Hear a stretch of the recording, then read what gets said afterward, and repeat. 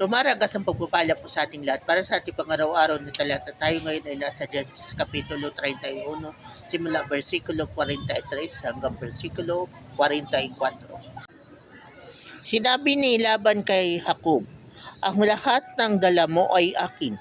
Akin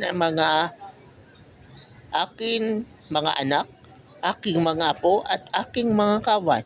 Ngunit ano pa ang magagawa ko? Ang mabuti gumawa tayo ng kasunduan, magbunton tayo ng bato at gawin nating alaala. So yun na nga po na dito sa mga verse na to, nagkaroon na ng kasunduan si Laban at si Jacob. Pero kung sa panahon natin ngayon, ang tawag doon ay peace treaty. So yun na nga po na nagkaroon na sila ng peace treaty dahil alam ni Laban na pag